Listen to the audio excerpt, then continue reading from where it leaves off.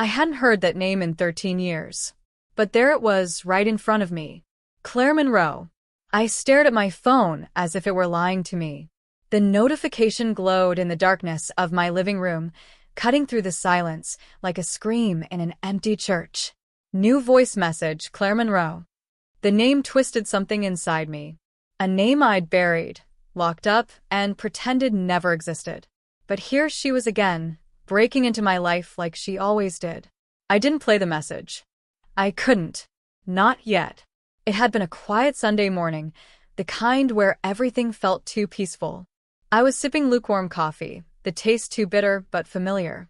My apartment was dim, the blinds half drawn, and the ticking of the clock on the wall was the only sound that reminded me time hadn't stopped. But in my mind it had. The moment I saw her name, I wasn't 31 anymore, I was 18 again.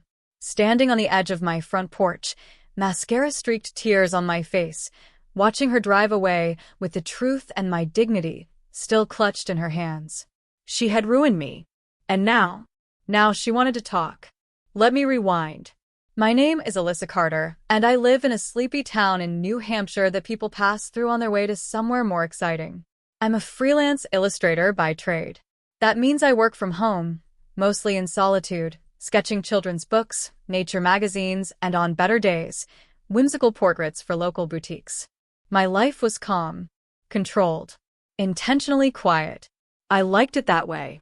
After everything that happened, silence had become my shield. I didn't do messy friendships, emotional outbursts, or social circles with hidden knives. I learned my lesson. Claire taught me that. Claire Monroe wasn't just my childhood friend. She was the friend. The kind of friend people write novels about. The one who knows your favorite snack at 6 years old, your biggest fear at 10, and the boy you had your first crush on at 14. We had the kind of friendship people envied.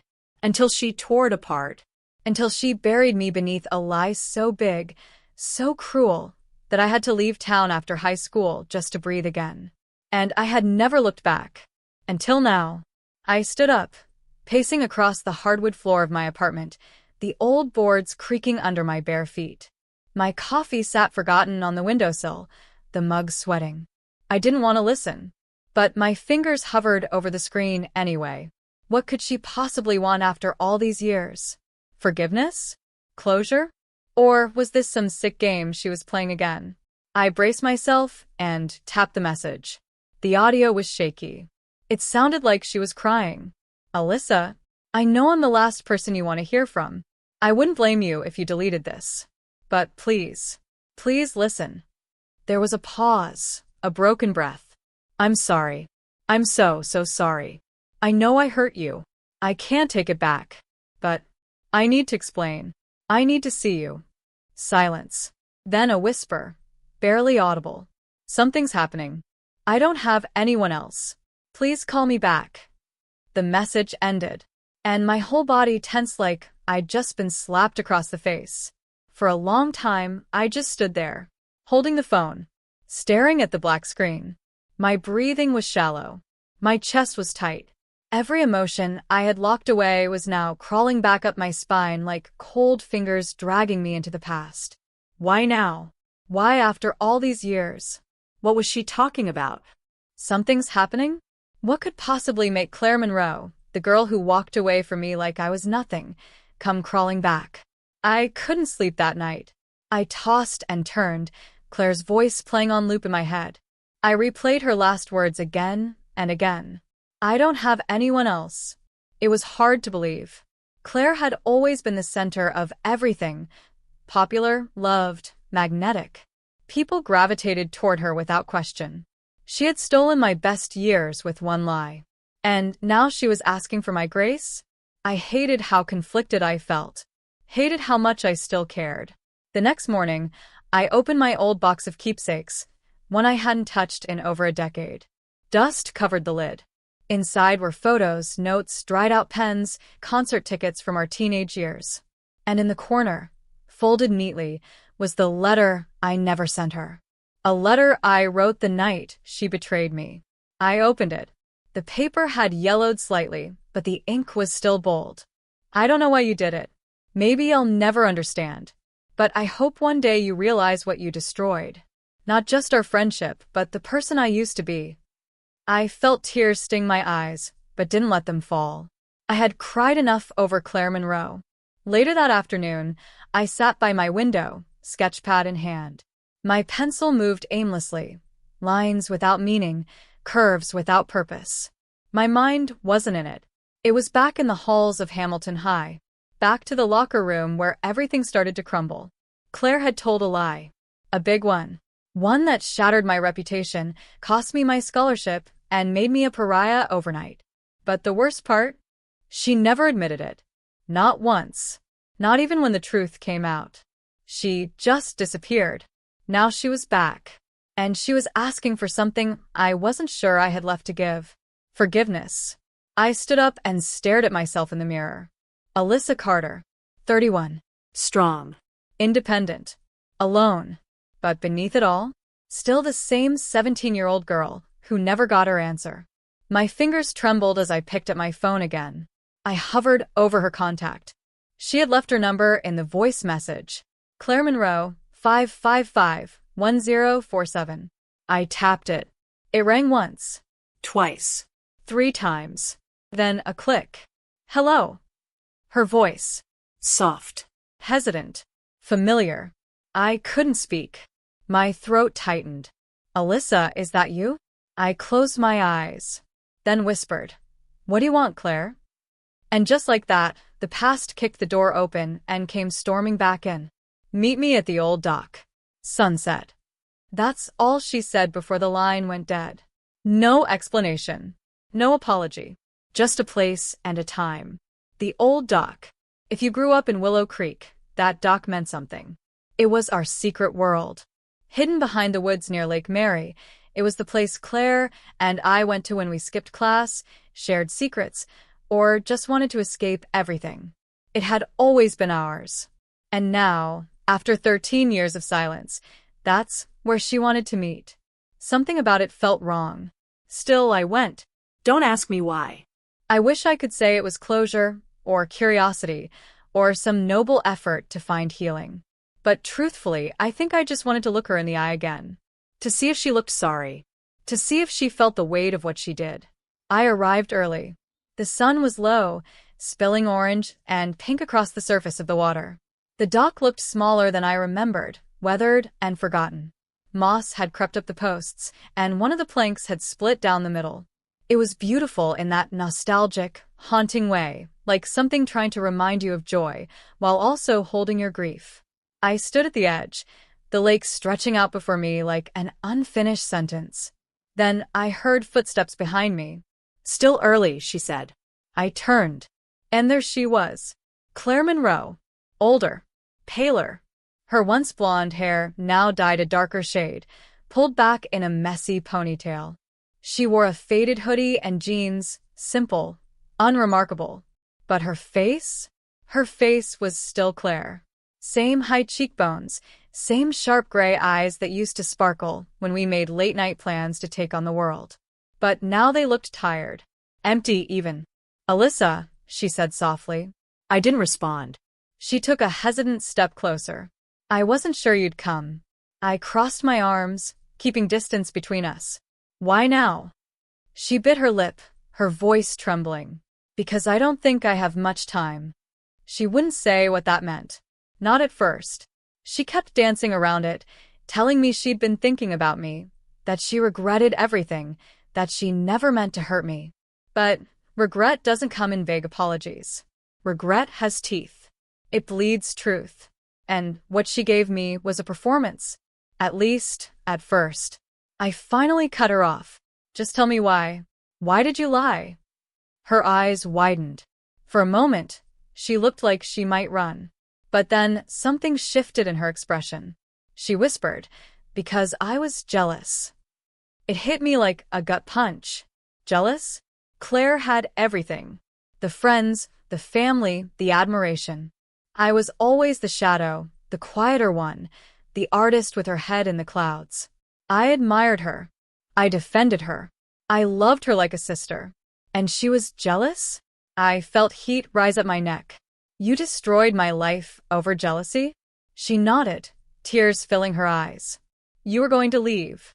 Get the scholarship. Go to New York. And I was stuck here. You were becoming someone. I was just... She trailed off. I wanted to scream, to tell her that her envy stole everything from me. But then she said something that chilled me. There's more, she whispered. That's not why I called you. She pulled out her phone and handed it to me. I hesitated, then took it.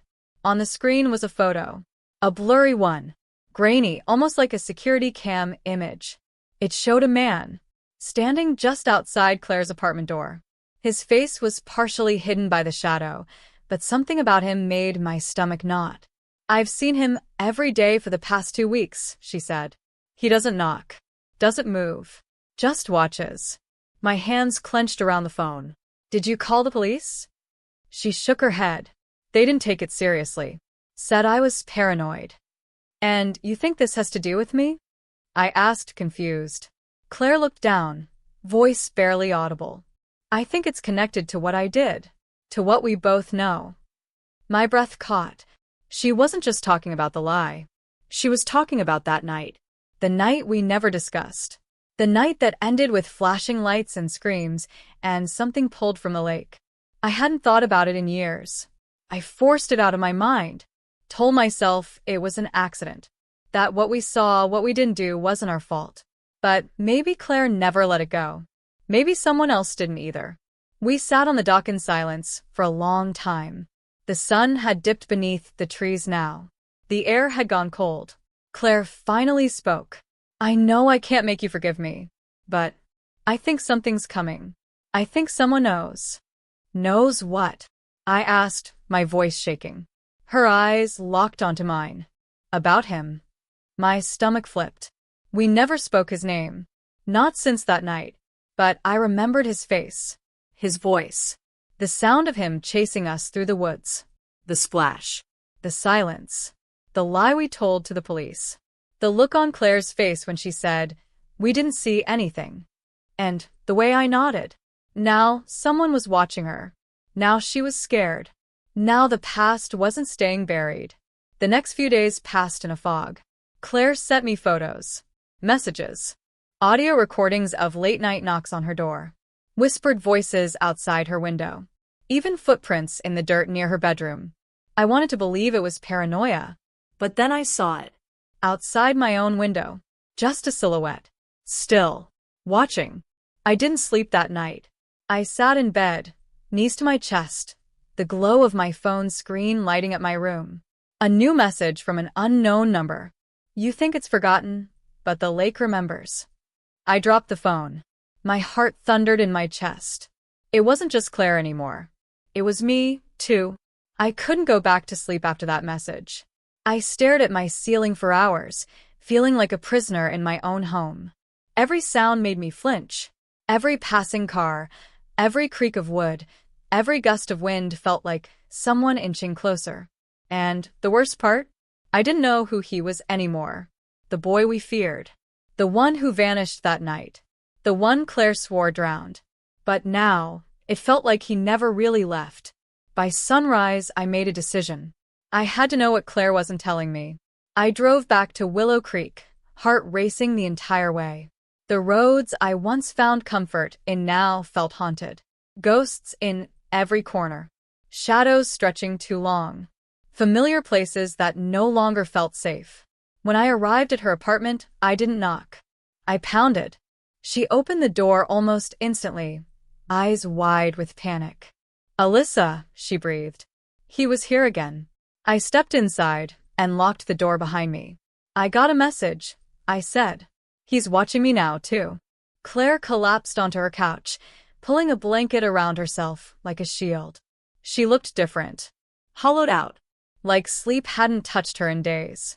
Then she looked up at me and said words I'll never forget. I didn't just lie about the scholarship, Alyssa.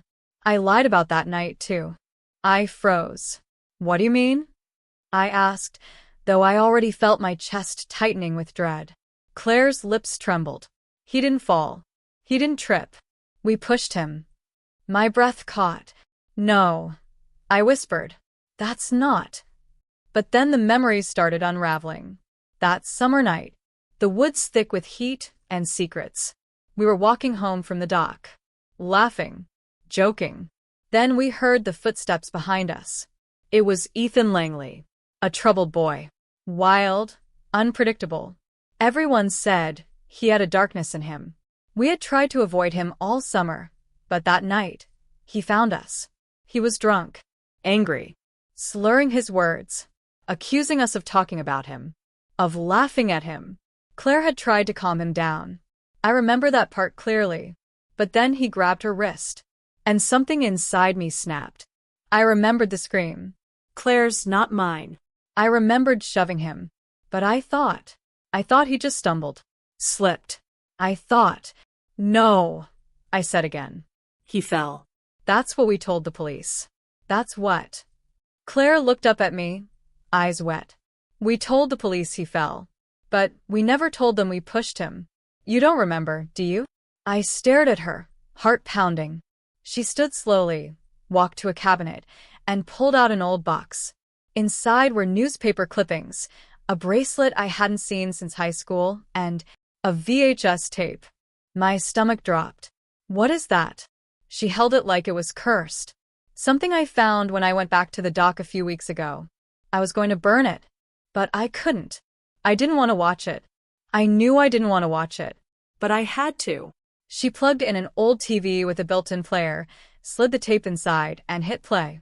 The screen flickered. Grainy footage. Black and white. A camera hidden in the trees, pointed toward the dock.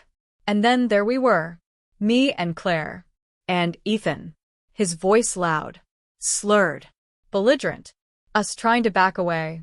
And then, the push. It was both of us. Me from the front. Claire from the side. Ethan stumbled. His foot caught a plank. And he went over. But that wasn't the worst part. The tape didn't stop. It showed the water. Showed him resurfacing. Sputtering. Coughing. Yelling. Help. And us. We didn't move. Claire turned away. I stood there. Frozen. Then we both ran. My breath left me. I staggered back, my knees weak.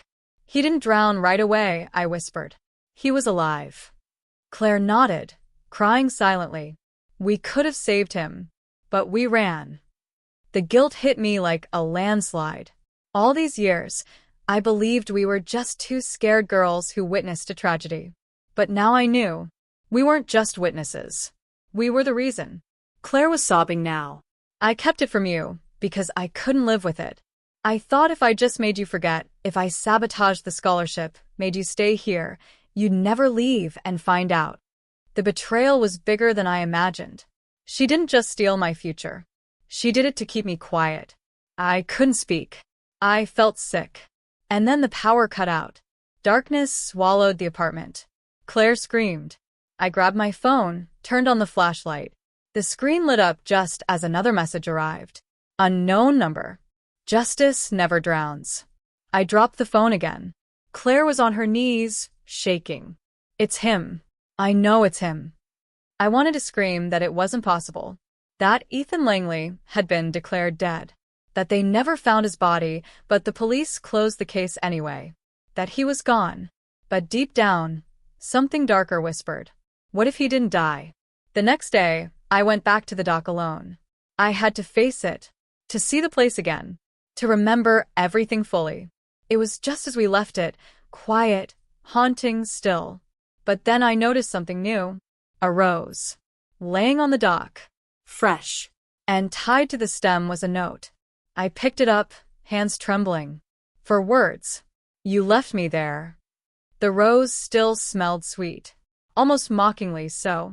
As if it had no business being beautiful in a place that now felt like a grave. I held the note tighter. You left me there. The words carved into me like knives. Because they weren't wrong. Whoever had written this knew what happened. Not just from rumors or stories. They knew every raw, terrible detail. Which meant it could only be him. Or someone who saw it all. I didn't go home after that. I couldn't. I drove to the only person who might have known something back then. Ethan's mother, Mrs. Langley. I hadn't seen her in years. She lived on the edge of town, in a little white house with a front porch covered in dying plants. As I approached the door, I wondered if she'd slam it in my face. Or worse, if she'd start screaming the second she saw me. But when she opened it, her eyes widened. Not with anger, but with a strange sort of recognition. "Alyssa," she said softly. "You've come." I stood there, frozen, unsure what to say. "May I talk to you?" She stepped aside. Inside, her house smelled like old wood and lavender. Faintly nostalgic. Painfully heavy. She poured tea without a word. I held the rose and note tightly in my lap. When I finally found my voice, I said it all. "I think your son's alive." Her eyes didn't widen. Her mouth didn't drop. Instead, she nodded. "Once." "I've always known." That sentence shook me. "You what?" She stared into her tea. "The day after the police gave up the search, I found Ethan's shoes on the porch. Wet. Muddy. But no sign of him. Did you tell anyone?" She shook her head. Would they have believed me? The whole town painted him as unstable. They were glad to let him disappear. My heart thudded. "Then where is he now?" She looked up at me. "He left something for me too. A note. Said he'd come back when he was ready. And that when he did, the girls would remember." The girls. Me and Claire. Everything inside me twisted. That message. The rose. The footage. He was ready now. I left in a daze. Claire needed to know. Whatever was coming, it was already in motion. When I pulled up to her apartment, something felt off. The curtains were open. The lights were off. And her door? Wide open. I stepped inside slowly, calling her name. No answer. The living room was in disarray. Blankets on the floor, a chair tipped over, the VHS tape shattered in pieces. Then I heard it. A faint buzzing from the bathroom. I approached slowly, dread settling in my chest. Inside, the mirror was fogged.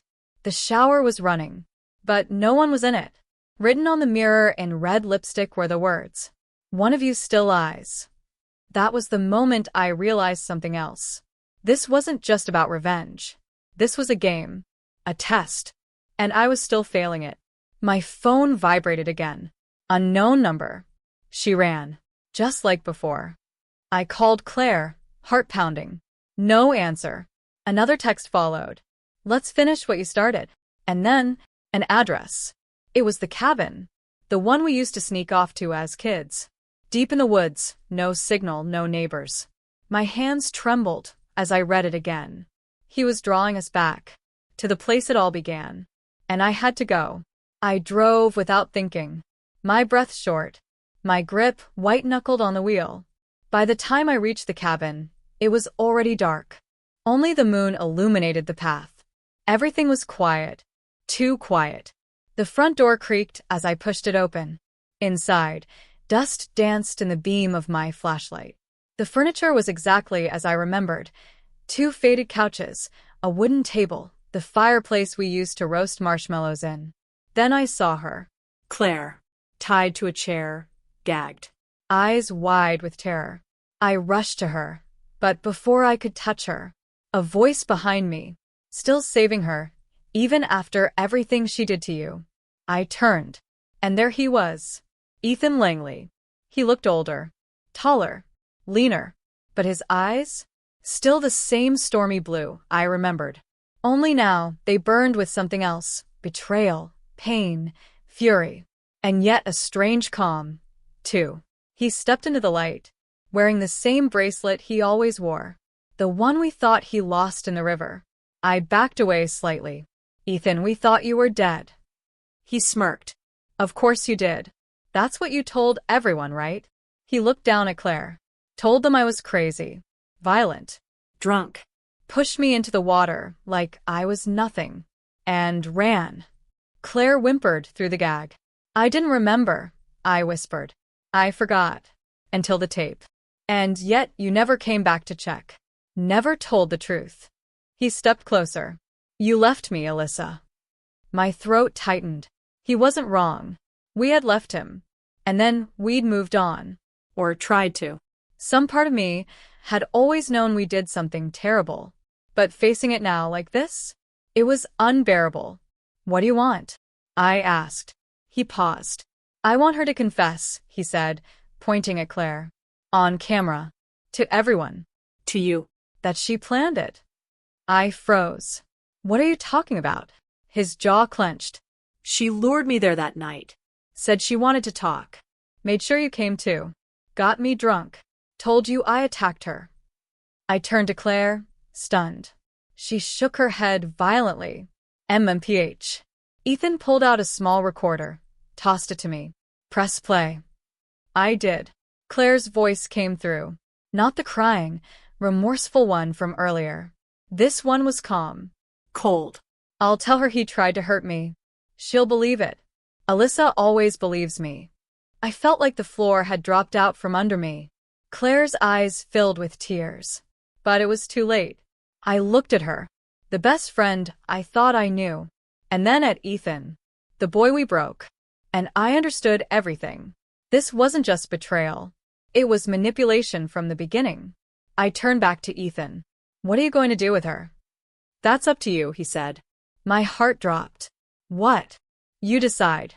She goes to the police. Or you leave her here. The way you left me. I stared at Claire. Everything rushed back. Her stealing the scholarship, destroying my footage, lying to my face for years. But also sleepovers. Laughter. Dreams we once shared. How do you choose between the person you loved like a sister and the person you destroyed? I took a deep breath. Then said, give me the recorder. I walked to Claire, untied her slowly, and whispered, you're going to confess. Tonight. On camera. And then you're going to the police. She cried, nodding. Ethan stood silently. Then finally he said, justice isn't always about revenge. Sometimes it's about being seen. And with that, he disappeared into the trees. They say the truth will set you free. But no one tells you how it feels to live inside that truth afterward. No one prepares you for the silence that follows. Or the looks. Or the emptiness. Claire confessed. That night, just as I told her, she sat in front of a camera with swollen eyes and trembling lips and told the world what she did. What we did. The lies. The manipulation. The consequences. She confessed to framing Ethan, to pushing the story that he attacked her, to knowing he might drown and walking away anyway. And then, she turned herself in. The news spread fast. Our small town, always hungry for gossip, devoured every word. Claire's mugshot was on every local station, every social media post. People were stunned. Some offered sympathy, others outrage. But none of them really knew. Not what it cost. Not what it felt like. As for Ethan, he vanished again. No one saw him after that night at the cabin. No sightings. No texts. No notes. Just gone. Like a ghost finally finished haunting his past. But I knew he wasn't dead. He was just done. I spent the following weeks in a fog. Work felt meaningless. Friends didn't feel like friends anymore. I stopped answering texts. Skipped calls. The guilt wrapped around me like ivy, pulling tighter every day. Because no matter what Claire had done, I hadn't stopped her. I'd let it happen. I'd stayed silent. And silence is its own kind of sin. One night, I sat by the river. The same one where Ethan almost died. The same one we laughed beside as kids. The water was still. Calm. But I wasn't. I pulled out the old recorder, the one Ethan left me, and hit play again. Claire's voice echoed. I'll tell her he tried to hurt me. I clicked stop. Then, without thinking, I tossed it into the river. Not to forget, but because I didn't need it anymore.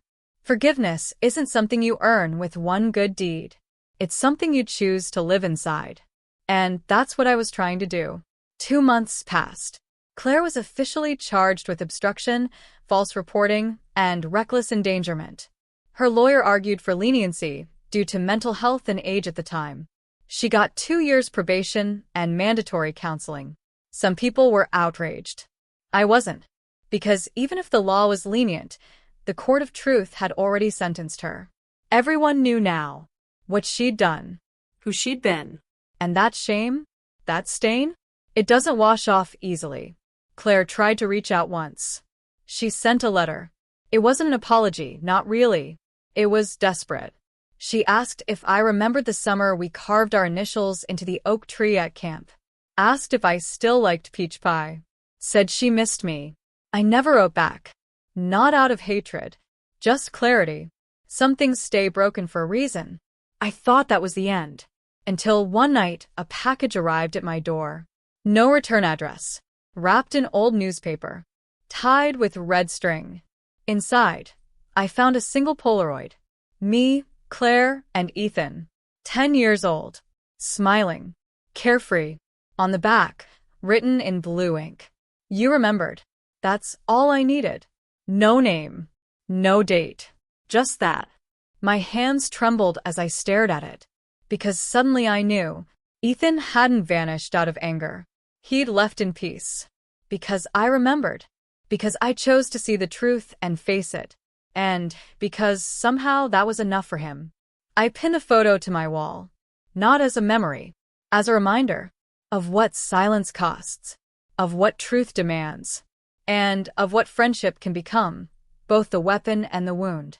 Sometimes people say, she got what she deserved. But the truth is, no one wins in stories like this. We all lose a part of ourselves. But if we're lucky, we come out the other side knowing who we really are. I'm Melissa Carter. And this is the story I never wanted to tell, but needed to. For him. For me. For the girl I used to be. And the woman I had to become. Some ghosts don't want revenge.